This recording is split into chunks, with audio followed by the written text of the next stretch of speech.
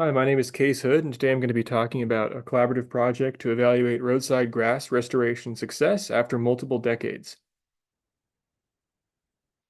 So, agricultural roadsides often become dominated by non-native and invasive species, and generally lack native plant diversity. These areas can then serve as corridors for invasive species dispersal and exert propagule pressure on surrounding agricultural or ecological areas. Landowners and county road authorities often employ significant efforts like mowing, spraying, and scraping to clear these areas to reduce invasive species and fire risk. However, these efforts are costly, and clearing the vegetation can create bare ground and therefore erosion.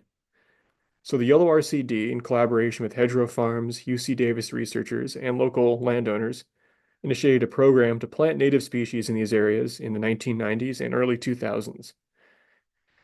The mixes that they used varied by site, but these four perennial grass species were employed in all of them.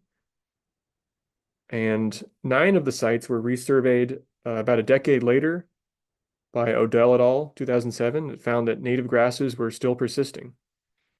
So we decided to resurvey these sites in 2023, up to 30 years after some of these sites were initially established, to see if assess the long-term success of native grass species and presence of invasive species, and also try to identify factors that led to better site outcomes. So we surveyed 6 sites in the spring of 2023, and we placed 3 quadrats widthwise along the width of the road in each topographical position, and then ran 2 transects and surveyed every 5 meters. We identified all plant species in these quadrats and evaluated their percent cover. And along with this, to fill in some gaps in our knowledge about the site histories, we interviewed landowners, restoration practitioners, and researchers to understand their initial goals, methods, and challenges with the planting and management of these sites. So overall, non-native cover was higher than native cover, 40% to 25%, but comparable with remnant grasslands. And in terms of the species at these sites, we found 60 species, 14 native and 46 non-native. 2 native grass species remain common, purple needlegrass and creeping wild rye, which were the 2 most common species by cover and number of quadrats at our sites. However, there was also a diverse non-native flora, and the 3 most common non-native species were Avena fatua, Festuca perennis, and Erodium moschatum, which are common grassland invaders throughout the state. We also found some more concerning non-native species like yellow star thistle. So native cover was highly site dependent, but non-native cover did not show a relationship with site. So to better understand why site outcomes differed, why some sites had higher native than non-native cover, while others had almost no natives left, we decided to dig into some of the management.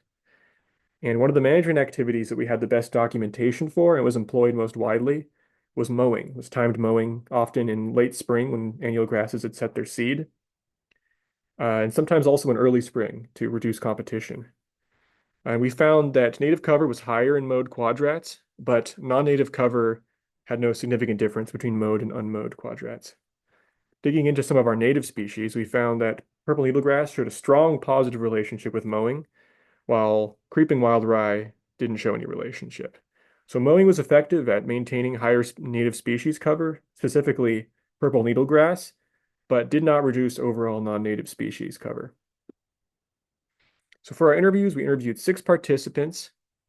Native cover was higher than the majority of participants expected, but the big challenges that I identified were maintaining that long-term management.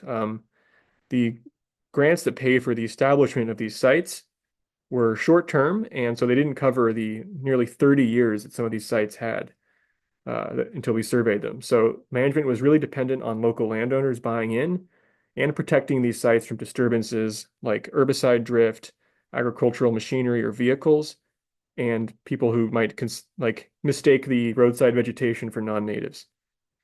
So overall, the plantings retained native grass cover but did not keep out non-native species.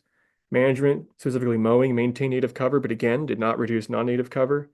And roadside restoration has a lot of unique challenges. You're working in a very high disturbance landscape, so building relationship with stakeholders is key to long-term success. Thank you.